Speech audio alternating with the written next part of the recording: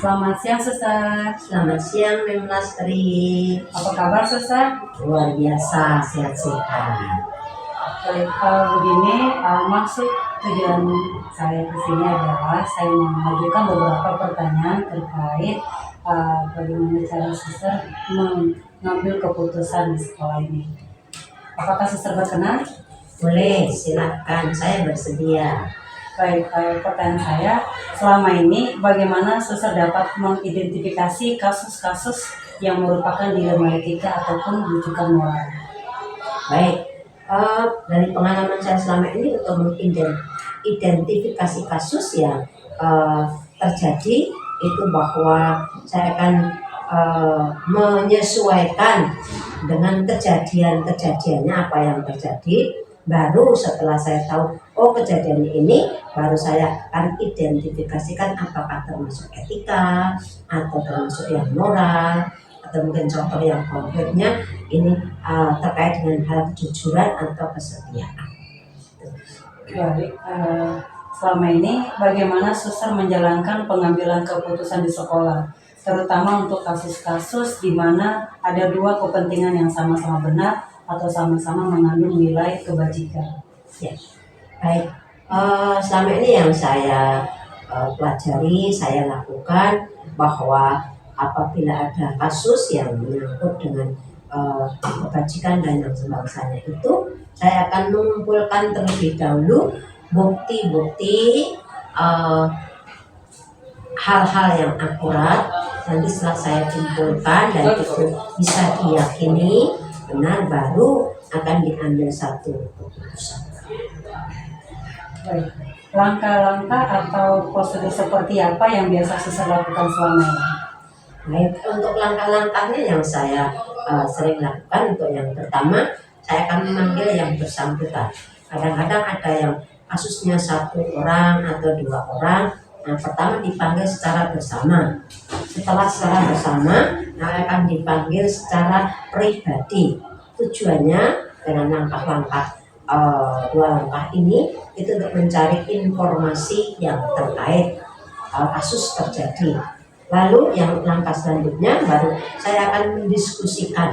Tentu saya membutuhkan orang-orang yang bisa membantu atau berhubungan dengan kasus yang terjadi tersebut.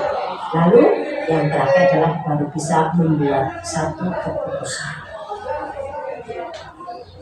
Baik, hal-hal apa saja yang selama ini Suster anggap efektif dalam pengambilan keputusan pada kasus-kasus dilema etika? Ya. Untuk itu yang selama ini saya lakukan dan itu rasanya baik, mendukung, tulisan juga baik. Yang pertama adalah dengan cara dialog. Lalu yang kedua, sikap memahami. Itu yang saya sudah alami. Baik, hal-hal apa saja yang selama ini merupakan tantangan dalam pengambilan keputusan pada kasus-kasus dilema etika?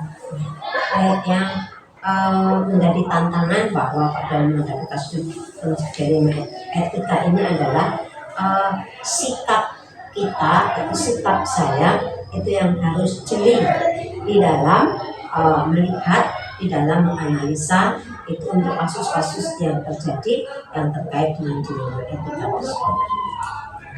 Baik, apakah Suster memiliki sebuah tatkala atau jadwal tertentu dalam sebuah penyelesaian kasus dilema etika?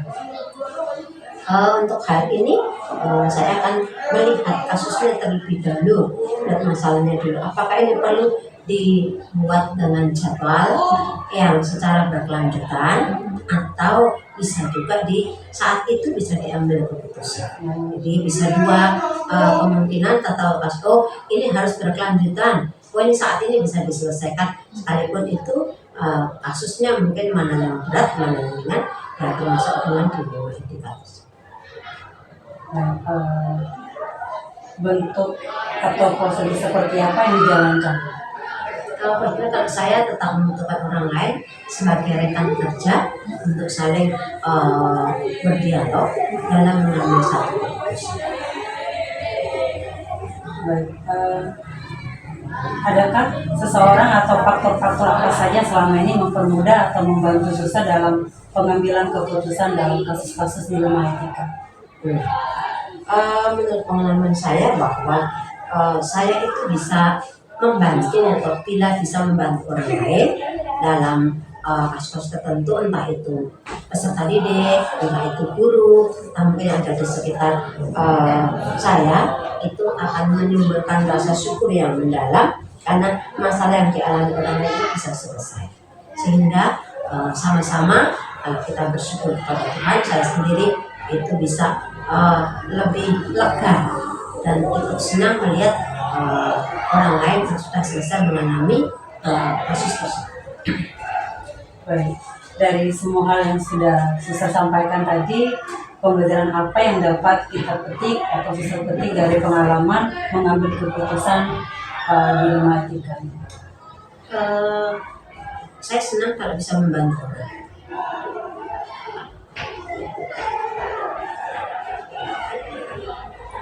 Baik, itu saja Suster pertanyaan dari saya. Terima kasih buat waktunya.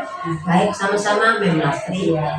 Jadi saya juga belajar beberapa hal dari wawancara kita hari ini. Jadi saya jadi tahu apa sih biasa masalah-masalah yang dihadapi oleh seorang kepala sekolah, tantangannya ataupun bagaimana cara menyelesaikannya. Terima kasih Suster buat waktunya. Sampai ketemu lagi. Oke, sama-sama Mem Lastri. Terima Tetap kasih. semangat ya. Siap Suster. Oke, mari. Selamat siang Bu Tika. Selamat siang. Apa kabar Ibu? Sehat, puji Tuhan. Semoga sudah sehat. Ya, puji Tuhan juga, Lastri sehat Ibu. Jadi gini Bu, maksud kedatangan saya ke sini, saya mau mengajukan beberapa pertanyaan terkait pengambilan keputusan yang sudah Ibu jalani di sekolah ini. Begitu Bu, apakah Ibu berkenan? Dengan senang hati. Baik. Oke, kalau gitu saya akan mengajukan beberapa pertanyaan ya Bu. Silakan. Pertanyaan pertama, selama ini bagaimana Ibu dapat mengidentifikasi kasus-kasus yang merupakan dilema etika ataupun rujukan moral? Dilema etika atau rujukan moral ya. Kalau saya sih biasanya pelajari dulu kasusnya. Misalnya bisa dengan pengamatan, kita panggil siapa-siapa yang terlibat dalam kasus tersebut, lalu kita cari fakta-fakta atau info-infonya, lalu kita cross check benar atau salahnya, baru kita bisa melakukan tindak lanjut. Baik, terima kasih Bu. Pertanyaan berikutnya, selama ini bagaimana Ibu menjalankan pengambilan keputusan di sekolah Ibu, terutama untuk kasus-kasus di mana ada dua kepentingan yang sama-sama benar atau sama-sama mengandung nilai kebaikan? Biasanya kita diskusi sih, Miss. Biasanya kalau nggak minta masukan ke guru-guru, kita konsultasi dengan guru-guru yang pengalamannya lebih banyak gitu, karena di sini juga banyak guru-guru yang lebih senior yang pengalamannya juga lebih banyak gitu. Baik, kira-kira langkah-langkah atau prosedur seperti apa yang biasa Ibu lakukan selama ini? Kalau prosedurnya sih kita biasanya seperti yang udah dijelaskan di pertanyaan pertama tadi ya, kita identifikasi kasusnya dulu, kita analisis masalahnya dulu, kita panggil siapa-siapa yang terlibat, lalu kita diskusikan mungkin dengan guru, bisa juga ke yayasan bila diperlukan. Lalu mungkin kalau kaitannya dengan peraturan, kita lihat nih apakah melanggar peraturan atau tidak, baru setelah itu kita ambil kesepakatannya bagaimana, keputusannya bagaimana. Baik, hal-hal apa saja yang selama ini Bu anggap efektif dalam pengambilan keputusan pada kasus-kasus dalam hal etika? Hal yang efektif ya, biasanya sih kami berpegang teguh pada aturan ya. Jadi kalau kayak tadi kan ada peraturannya, kita tahu benar atau salah, melanggar atau tidak gitu. Itu yang pertama. Lalu kalau yang kedua mungkin lebih efektif kita musyawarah, kita diskusi, kita konsultasi dengan bapak ibu guru yang ada di sekolah. Gitu sih. Pertanyaan berikutnya, hal-hal apa saja selama ini merupakan tantangan dalam pengambilan keputusan pada kasus-kasus dilema etika? Tantangan ya, Kalau tantangannya sih mungkin dari siswa, kurang kesadaran siswa ya, kurang kesadaran siswa. Terus kadang itu kurang dukungan juga dari orang tua gitu. Yang ketiga mungkin dalam pengambilan keputusan banyak pro kontra, artinya tidak semua orang punya pandangan yang sama. Misalnya kita ambil keputusan belum tentu menurut si A ini keputusan yang kita ambil bagus nih, tapi menurut si B mungkin keputusan kita ambil bagus gitu. Baik, apakah Ibu memiliki sebuah tata cara atau jadwal tertentu dalam sebuah penyelesaian kasus dilematika?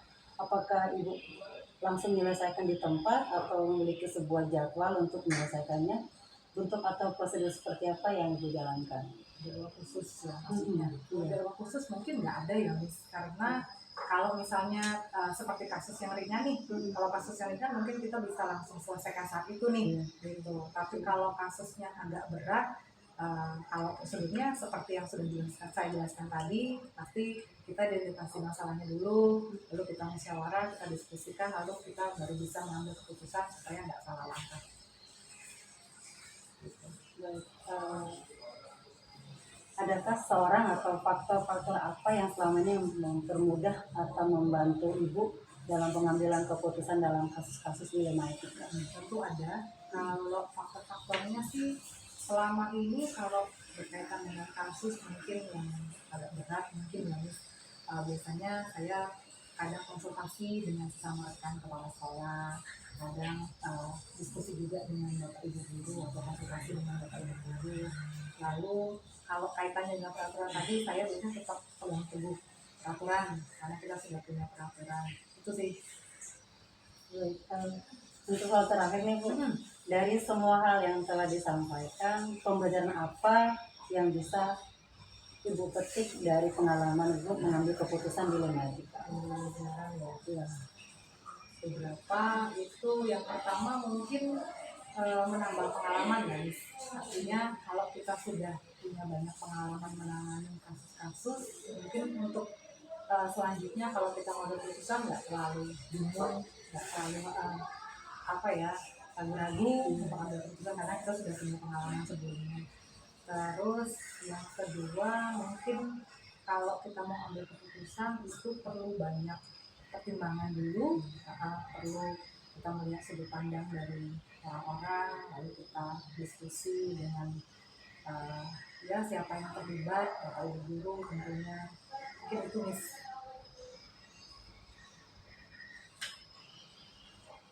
Baik Bu, itu saja pertanyaan dari saya. Terima kasih Bu waktunya. Terima kasih juga sudah memberikan saya beberapa gambaran mengenai bagaimana mengambil keputusan. Jadi saat ini saya menjadi lebih paham mungkin posisi Ibu bagaimana, kesulitannya apa, tantangannya apa, dan bagaimana cara menyelesaikan. Terima kasih Bu Tika buat Sama-sama. kesempatannya Bu Tika.